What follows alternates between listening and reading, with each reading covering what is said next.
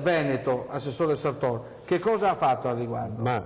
Noi abbiamo lavorato semplificando in 3 direzioni. Una, come diceva prima il collega del Friuli, quella di sostegno al reddito delle famiglie con alcuni accordi anche con le parti sociali, quindi in collegamento con le azioni del governo nazionale, quindi non solo strumenti diciamo così, di sospensione o di tutela del lavoro delle cosiddetti lavoratori protetti o delle imprese protette, ma anche di quelle che normalmente non li hanno, quindi cassa integrazione straordinaria, lavori atipici, apprendistato e quant'altro.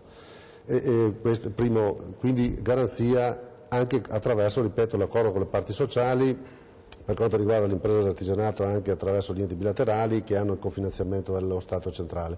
Quindi una serie di partite che mettono, diciamo così, non completamente, perché è chiaro che ci sono dei lavoratori straordinari che magari non ce l'hanno, ma quasi diciamo completamente. Sì signore, sì signore. Cioè gli arriva il SCIAI? Ci arriva. Adesso ti dico, l'80% dello stipendio. Adesso l'altro elemento è quello della casa, quindi un piano casa straordinario, non solo quello dell'incentivo ma anche come intervento economico, quindi sostegno sia per sostegno a chi non riesce a pagare i mutui, sia per le agevolazioni per la nuova casa, sia anche costruzione di edilizia popolare nuova.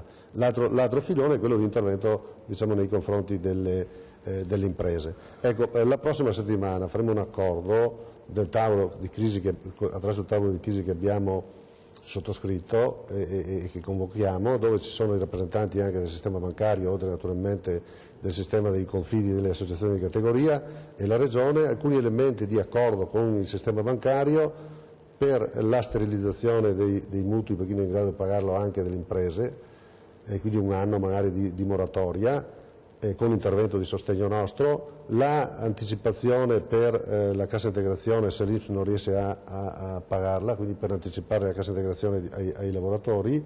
Altro elemento è anche quello di andare verso uno schemino di presentazione dell'impresa nei confronti della banca, perché ci sia un elemento di valutazione migliore, perché la banca sia in grado di discernere quelle che sono le imprese che possono avere un futuro da quelle che magari sono. Voi altri volete parlare, aiutare le banche? No, noi non aiutiamo le banche, noi aiutiamo l'impresa a presentarsi alla banca, non noi Regione, attraverso questo accordo che facciamo la Regione, il sistema delle banche, le associazioni di categoria. Quindi mettete